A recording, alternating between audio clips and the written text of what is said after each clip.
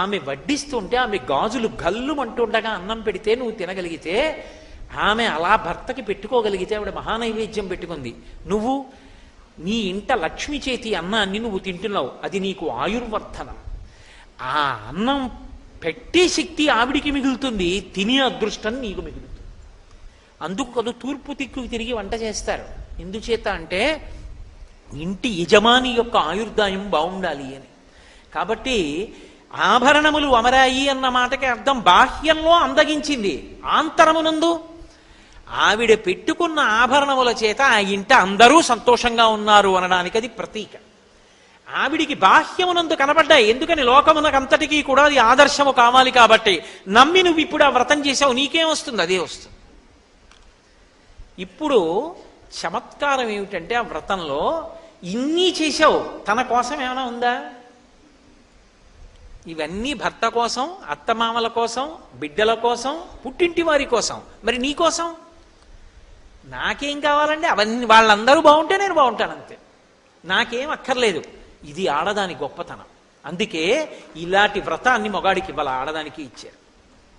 అంత ఉదార హృదయం, అంత విశాల హృదయంతో నాకేం కావాలి, ఆయన బాగుండడం కన్నా, నాకేం కావాలి మా అత్తమామలు బాగుండడం కన్నా, నాకేం కావాలి నా బావమరుదులు బాగుండడం కన్నా, నాకేం కావాలి మా పుట్టింటి వారు బాగుండడం కన్నా అనగలిగిన విశాల హృదయం ఆడదానికే ఉంది లోకంలో.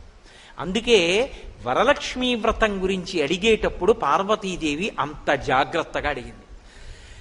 ఇది ఎవరి కోసం అడుగుతున్నానంటే, నాథా, ఏ వ్రతం, యద్వ్రతం పావనం స్త్రీణాం, స్త్రీలు చేస్తే పరమపావనమై వాళ్ళ యొక్క అభ్యున్నతికి కారణమవుతుందో అటువంటి వ్రతాన్ని నాకు ఉపదేశం చెయ్యండి అంది.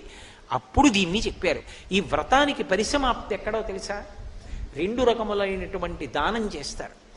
ఇంకొక సువాసిని పిలుస్తారు. పిలిచి ఆవిడికి ఏదో పసుపు రాసి పారాణి పెట్టి బొట్టు పెట్టి ఆవిడకి సువాసిని సంబంధమైనటువంటి వస్తువులు కొన్ని ఉంటాయి.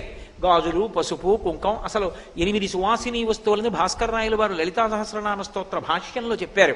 అలాంటి రోజున అలాంటి వస్తువులు ఇవ్వాలి. అసలు అనుములు, తాటాకు, ఆ తర్వాత విరిగిపోయినటువంటి ఆవు పాలు, ఇలాంటివి 8 వస్తువులు ఉన్నాయి.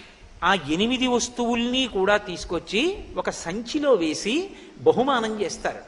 అలా బహుమానం చేస్తే సౌభాగ్య వస్తు ప్రదానం చేసినట్టు, దాని చేత సౌభాగ్యం నిలబడుతుంది. కాబట్టి ఆడవారికి ఇచ్చినప్పుడు ఒక మాట చెప్తారు, ఇందిరా ప్రతిగృహాతు ఇందిరా వై దదాతిచా. ఎవరిస్తున్నారు? లక్ష్మీదేవి ఇస్తోంది. నా ఇంట నా భార్య వ్రతం చేసిస్తే ఎవరు నా భార్య